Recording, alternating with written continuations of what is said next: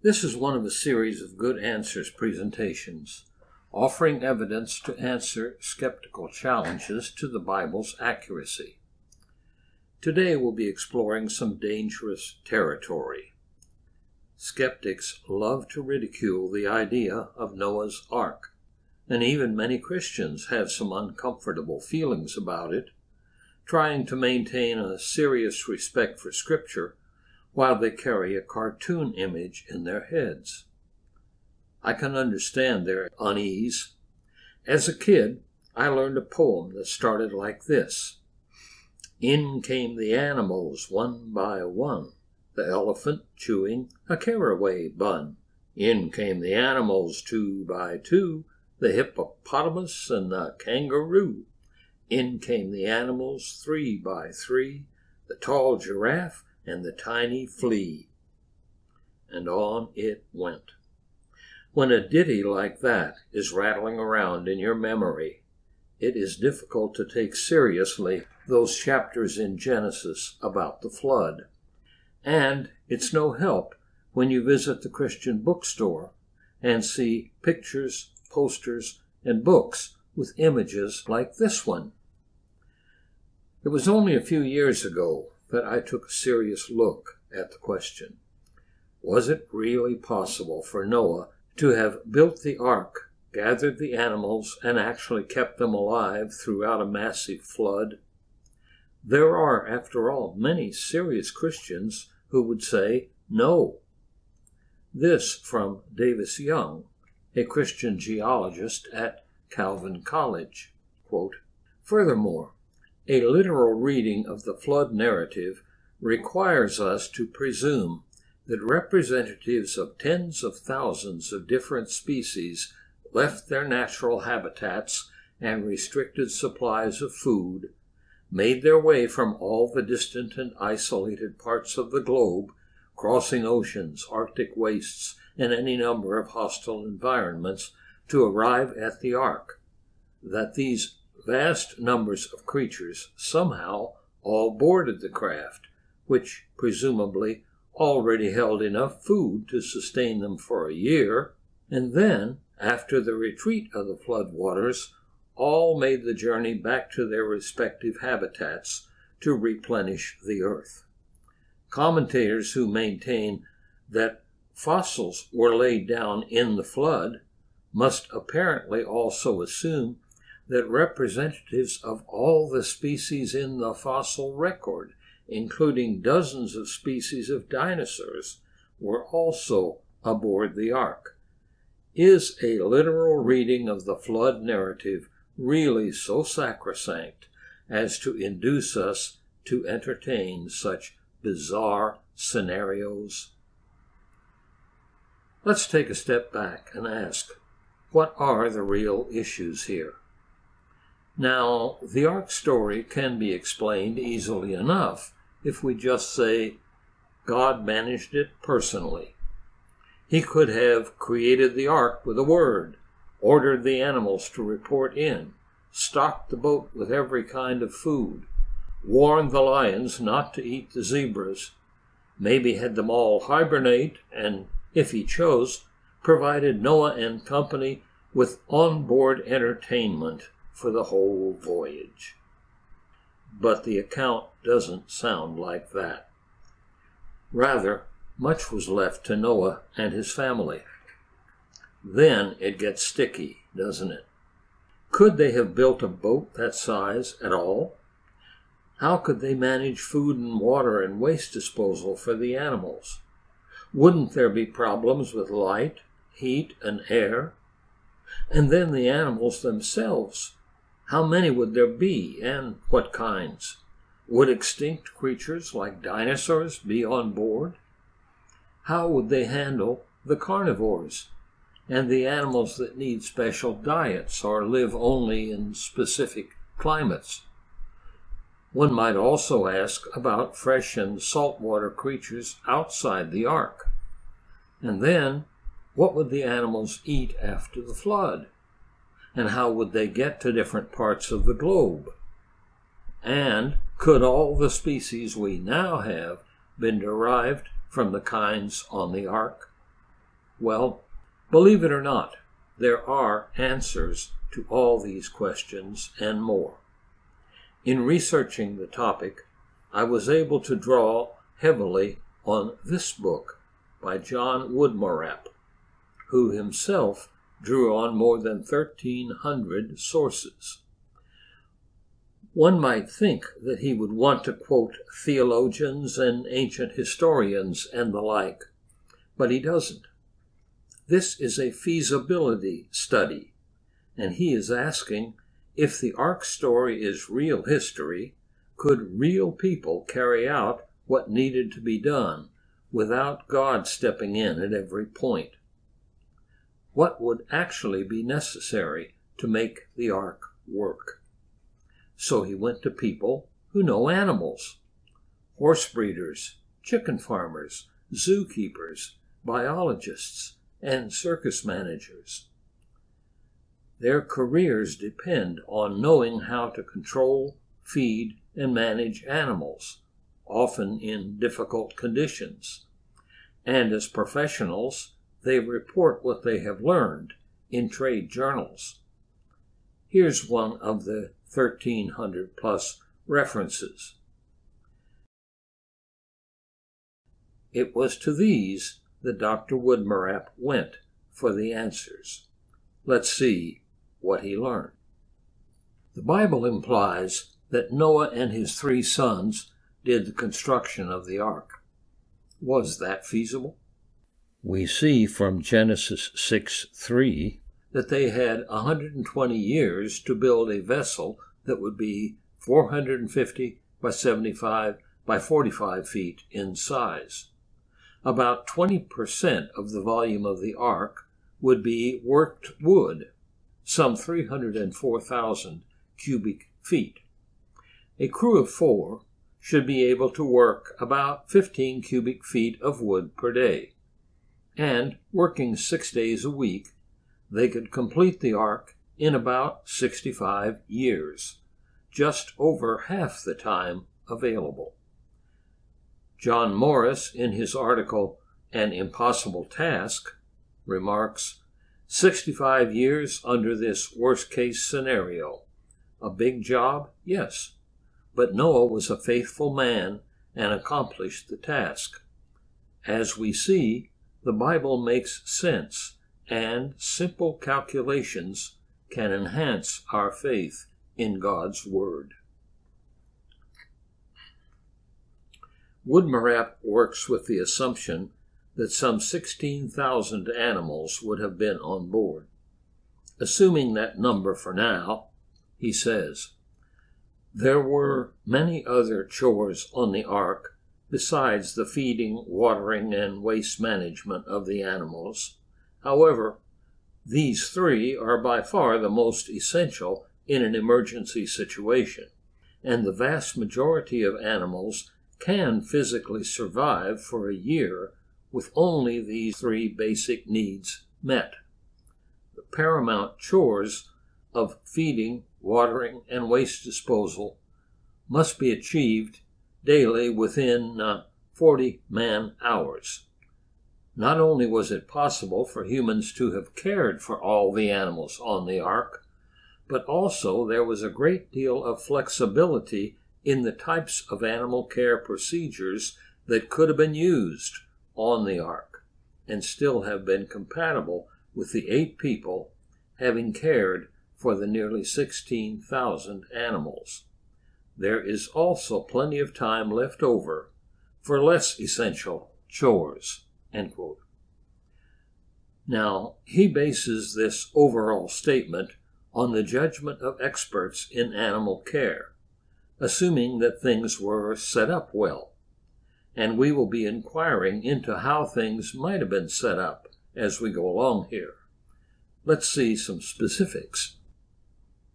Just how much room would there have been in the ark?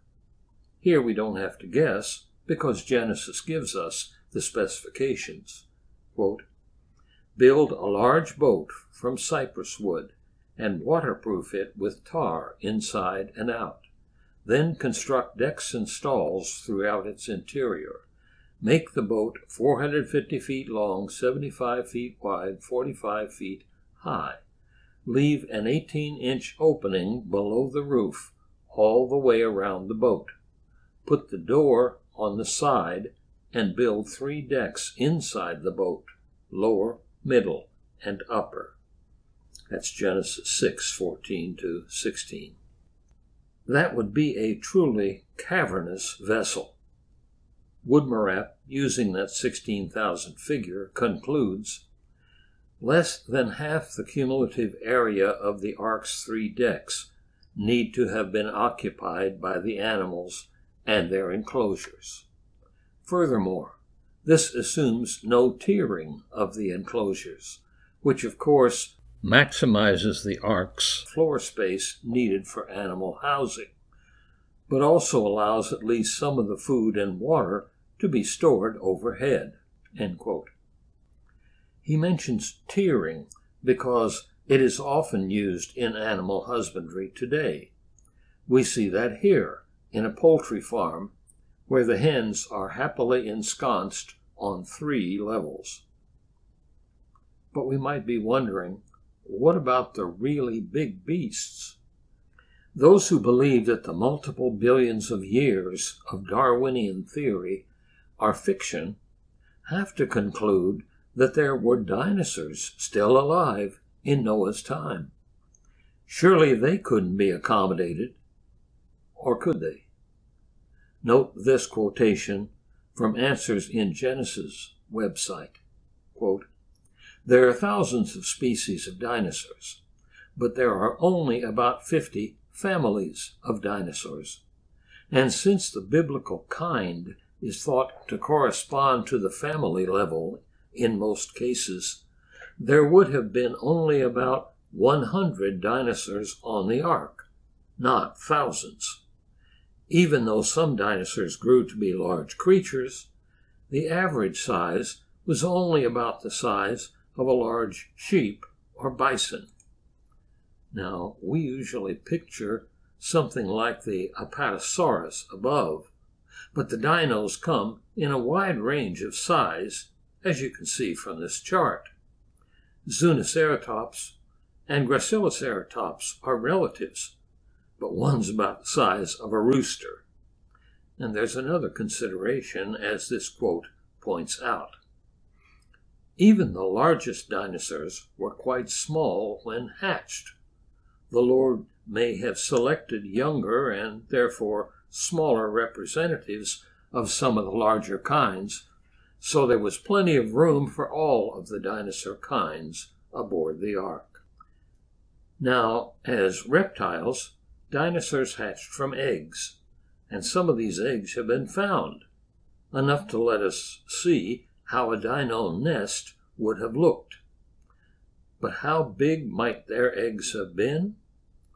Well, the biggest egg ever found is this one here at left. A dino egg? No. It's from a giant elephant bird, which was hunted to extinction in Madagascar in the 17th century by men. But it is bigger than any known dino eggs. And it's a good guess that God may have had Noah to choose young dinosaurs. They'd be the best choice to produce offspring. Critics have often argued that neither Noah nor anybody else could have made the ark in the size the Bible specifies, because you can't make a wooden boat that big and it be seaworthy. That is, wood planking flexes somewhat under stress, and any wooden boat 450 feet long under wave conditions would flex and its hull boards would part. Not practical, not for that size. Here, though, is a response to that argument. Quote, "The dimensions of the ark are convincing for 2 reasons. The proportions are like that of a modern cargo ship." That's right. The QMAS class of liquid natural gas carrier ships is 1,132 feet long and 177 feet wide, same proportions as the ark. And here's the other consideration. The ark is about as large as a wooden ship can be built. In the Western world, wooden sailing ships never got much larger than about 330 feet, that is 100 meters. Yet the ancient Greeks built vessels at least this size 2,000 years earlier. Actually, even bigger than that. Ptolemy Philopater built a huge and seaworthy warship around 250 BC that was 427 feet long, nearly ark size. And to continue the quote, China built huge wooden ships in the 1400s that may have been as large as the ark. The biblical ark is one of the largest wooden ships of all time, a mid-size cargo ship by today's standards. And, just for comparison, here's the ark beside the Santa Maria, the Titanic, and the Queen Mary II. I find it interesting to consider that if God had commanded an ark 1,000 feet long, it really could not have been built. But of course, he knew the physical limits of wood, didn't he? But the potential problems for Noah were multiple. How could an ark that size have had room for all the animals and the food they'd need, and the drinking water? For food, Wadmarep did the math.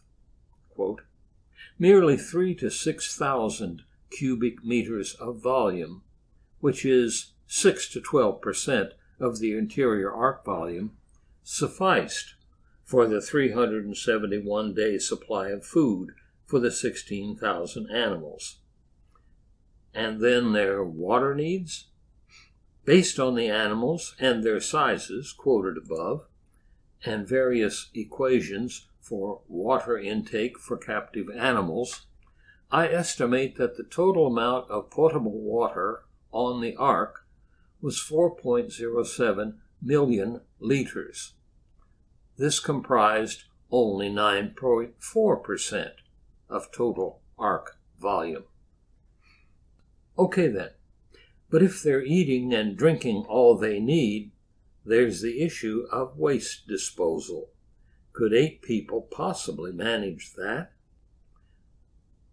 Wadmarep describes several methods of waste handling, including pens with manure gutters, sloped or slatted floors, and more. But is he transposing modern methods back to Noah's time? Not at all. Quote, it is not at all difficult to visualize Noah having been familiar with sloped floors, as their origins clearly go back into antiquity. For instance, a late Bronze Age livestock shed, discovered in England, possesses a sloping floor, which empties into a central manure tank. Here's a diagram for stabling large animals that would be well within what ancients like Noah could manage. First, narrow stalls, so the animals would stay facing the same way. Then, a passage alley for the keepers to use as they check and replenish the feeding troughs from the storage bins. And finally, a manure gutter that could be flushed out periodically with seawater. Even without God's miraculous help, the family could manage the animals quite well. But we might still wonder about what things would be like inside the ark. A year cooped up there? What about ventilation, or heat, or simply enough light to get around? Wadmarep looked into these things as well. Ventilation? The continuous slot or window running the length or perimeter of the animal house under the eaves is perhaps the best design for the ventilation of animal housing. Such long under-eave slots are widely used in permanent animal dwellings, as diverse as rabbitries and intensive swine buildings. God did specify a feature like this, and isn't it interesting that some 4.5 millennia later, we have not come up with a better way to deal with this matter? Now, Noah could hardly have had a furnace on the ark, so how did he manage to keep the heat at tolerable levels? Well, the same way that animal keepers do it today. Quote, "Indeed, animal body heat often serves as the sole source of heat in animal shelters today during winter time." End quote. And then there is the question of light. And for that, we have to step back from our just flip the switch assumptions and ask how much light people actually need to function effectively. Quote, "The window around the perimeter of the ark allowed natural daylight to illuminate the ark. Areas of rough-seeing tasks require only 5 foot candles. Print can be read easily at illumination down to 1 foot candle." The foot candle is a unit of measure we don't hear much about today. It's the amount of light a candle provides at a distance of 1 foot, like this. Think young Abe Lincoln reading by the light from his fireplace. And continuing the quote, "As noted earlier, this lowest value for interior ark illumination is still comparable to the recommended level of illumination for areas of rough-seeing tasks." With this background of the ark environment, we can return to the animals themselves. Recall that Dr. Woodmarapp assumed about 16,000 animals had to be accommodated on board. How'd he get that figure? Well, first, we can see that not all the kinds of animals on earth had to be brought in. Quote, "God only required Noah to take 2 of each kind, a taxonomic unit much broader than a species. The taxonomy, or hierarchy of living things, is at the right. Many species make up a genus, and many genera make up a family, and so on. What is a kind? More on this in a moment. But here's the other important point. Sea creatures and non-air-breathing animals, which altogether constitute most of the species on Earth, were excluded. Oleoctopus, for example, should be just fine on his own out there. But now let's get to that nasty question of how many animals Noah would have to load onto the ark. The Catalogue of Life says about 1.25 million species exist. Professor Davis Young expects tens of thousands of species for the ark, but he's a geologist. A biologist might disagree. Here's the estimate of Dr. Todd Wood, a biochemist. Over the past decade, I have worked to develop new methods of studying created kinds using statistics. There is evidence that the camel, horse, cat, dog, penguin, and iguana families are each a created kind. I would put the coyote, wolf, jackal, and dog in the same kind, and I would include the fox. I would put the lion and house cat in another kind, and the llama and camel in yet another kind. How many animals were on Noah's Ark? If created kinds really are families, as few as 2,000 individual animals might have been on the ark." End quote. Now, experts hold different views on this, but Woodmarap is in fact generous by estimating 16,000 animals. A created kind would be the ancestor of a rich variety of similar animals, and one way to determine if two animals have a common ancestor is to see if they can interbreed. And of that there is substantial proof. Here are a zonkey and a zorse, offspring, of course, of a zebra with a donkey and a horse. There are enough cases like this that there's a naming convention for these hybrid animals. Father gets the first half of the name, so the zebra was the male in this case.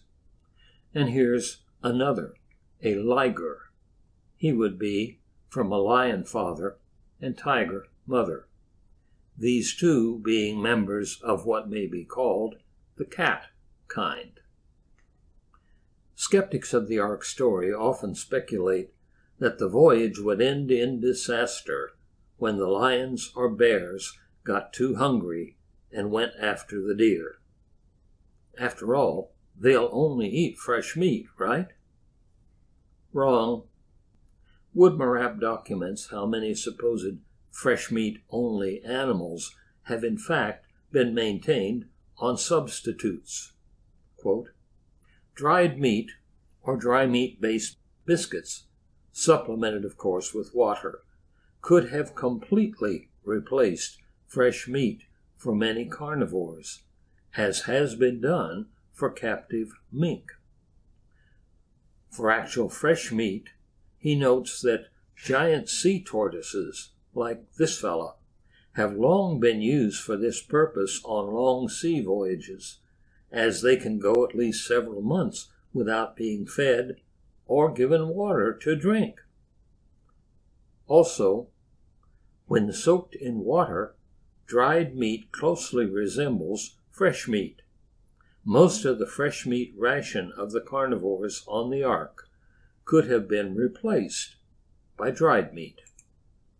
We can't leave this topic without citing the case of Little Tyke, the lion that wouldn't eat meat. Born in America, she never accepted any meat or meat product. Her owners even tried adding a few drops of blood to the little cub's milk, but she would not touch it. She lived and thrived on grain, eggs, and grasses for a long and healthy life. So much for the fundamentally carnivorous nature of even lions. Well, maybe carnivores can survive on substitutes for fresh meat, but there are animals that require special diets, aren't there? Well, experience says no.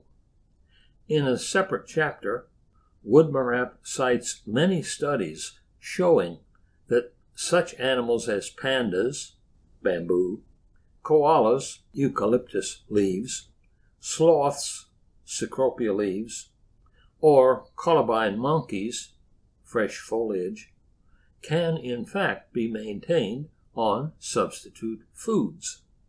He also provides evidence suggesting that these few animals may have eaten a wider diet at the time of the flood, with the narrow dietary habits developing in the centuries since. Still, Noah may have been able to manage the dietary challenges, but he couldn't control the environment. How could parrots and polar bears live together, or geckos and penguins? Professor Woodmarap devotes a chapter to this topic, citing many studies of animals from different climate zones, and here are some conclusions. Quote, we now realize that tropical animals can be acclimated to outdoor European temperatures, even during severe winters. That's his page 119. To begin with, most penguins can live continuously in the temperate outdoors, tolerating temperatures as high as 36 degrees centigrade. That's 97 Fahrenheit. Not only could polar bears tolerate the summer temperatures of Europe, but in apparent irony, sometimes disliked being hosed down, despite the summer heat. Still another issue is what would happen to creatures in the sea amid the flooding. Flood deniers have often argued that all sea life would have died during the flood, since the oceans would have become intolerably hot and chokingly muddy through volcanic action and mudslides. Professor Woodmarapp treats these claims at length and shows that neither heat nor mud would have been great enough throughout the oceans to be fatal.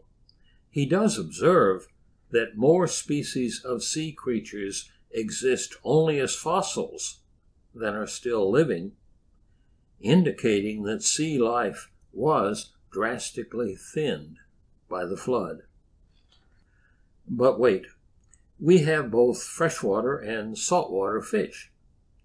A worldwide flood would mix all water, and surely one type or the other would have died. But we should think about that a bit. The sea has been growing more salty throughout time, as is well known. So the pre-flood sea would have been less so than today, and the fresh and salt water would mix to something in between. The result would be a mix tolerable to most. The evidence for that can be seen in studies of what freshwater and marine fish can tolerate today. This chart shows that as water is saltier, the freshwater fish can handle it up to a point. And the saltwater fish, as we see here, can tolerate less and less salty water, also up to a point. So in between, there is a range, as this rectangle shows, in which virtually all fish could survive. And there is more. Even in our modern oceans, layering occurs where some layers are denser, that is, saltier than others. We need to remember that fish know what they like, and they can swim. Let's move on. How about after the flood? What could there have been for all the animals to eat after they left the ark? As it happens, there would have been several food sources, like sprouting plants and seaweed. Our author says, quote, "Earlier, we noted the time lag of a few months between the emergence of land and the disembarkation of animals from the ark, giving plenty of time for plants to sprout. Seaweed must have been available as a food source over vast areas of recently flooded land. And there would be edible fungi.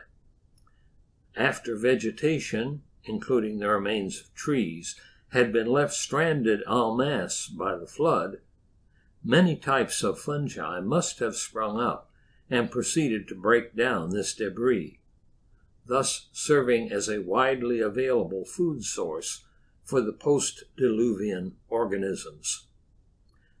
And with all the animals that died in the flood, there'd be carrion. Owing to the fact that the carrion after the flood must have been much more plentiful than the live herbivores released from the ark, it is very likely that the predators subsisted on carrion instead of the live prey for a long time after the flood. And then there was what might be called fast food. In the earliest months after the flood, animals would find insects and rodents, which are well known to multiply very rapidly, in abundance. Professor Woodmarapp cites evidence that most, if not all, larger animals will turn to these if other food sources are not available. But a couple of questions still remain. Could just one pair of, say, elephants actually reproduce reliably enough to create a whole population? Here again, Dr. Woodmarap has an answer with evidence to back it up. Quote, "The ability of single pairs to give rise to growing and relatively permanent populations is not merely a theoretical possibility, but is a demonstrable fact." End quote. He documents many instances where a single pair of animals, introduced either deliberately or accidentally, thrived in their new habitat. The American gray squirrel, brought to Australia. The rock wallaby, now at home in Hawaii. The rabbit, whom the Romans introduced into the Balearic Islands, and us into Australia. The raccoon, now enjoying the Bahamas. The koala, brought to French One Island. California is now home to the elk, as are sheep to Ilhot Island. One pair can indeed proliferate, given the chance, and God gave them the chance. But there's another aspect to this question. With only one pair, that is, one biblical kind, exiting the ark, how could such rich variety of species appear in only a few hundred years? Woodmarap treats that as well.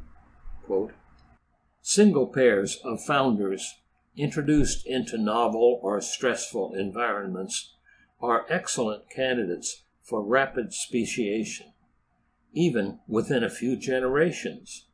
An introduced population of rock wallabies, started by a single pair of founders, has become so differentiated from its parental stock in only several decades that they should be considered a new species." End quote. He concludes this chapter with a summary statement. As we have seen in this section, new species can be generated in a matter of years or decades. After all, there are today some 360 varieties of dogs, and counting. In other animals, we'd be calling them species, since purebred pairs always produce pups like themselves. And all of this variety, well, we know that back there was a wolf-type ancestor, and selective breeding by humans has given us all these. At least one more question remains from Professor Davis's complaint about the Ark story. How were all those animals that are now native to widely separated parts of the globe supposed to get to their eventual homes? Without doubt, they had a long way to go, but they also had transportation. Quote, "There is little secret, therefore, how non-flying animals may have traveled to the outer parts of the world after the flood. Many of them could have floated on vast floating logs, leftovers from the massive pre-flood forests that were ripped up during the flood and likely remained afloat for many decades on the world's oceans, transported by world currents. Others could later have been taken by people. We have seen examples of the rebirth of desolated areas in modern times. 6 months after the eruption of a volcano on the island of Surtsey off the coast of Iceland in 1963, the island had been colonized by a few bacteria, moles, insects, and birds. Within about a year of the eruption of a volcano on the island of Krakatoa in the tropical Pacific in 1883, a few grass species, insects, and vertebrates had taken hold. On both Surtsey and Krakatoa, only a few decades had elapsed before hundreds of species reached the islands. So says Encyclopedia Britannica.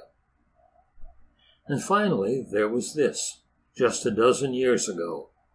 Media reported that 20 million tons of debris from the March 2011 Japanese tsunami floating toward Hawaii will reach the U.S. in 3 years. Some has already reached Alaska. That was May 2012. 20 million tons. Environmentalists feared that such debris would carry invasive species, and that worry flared up soon after, when an enormous floating dock reached the Washington state coast. Authorities rushed experts to the scene to scour it for any evidence of such an invasion. No, the animals would have managed to get where they eventually wound up. Nature and God always find a way. Well, if you have followed us this far, I dare say that your mental image of Noah's Ark and the events surrounding it may have changed somewhat. I hope, in fact, that you will move the Bible's account from the realm of cartoon fable, where so many place it, to the status of actual history. That's where it belongs. If you have questions or comments about this lecture, or any of the others in the Good Answers series, you may address them to me, Dr. Jerry C. 4 at yahoo.com.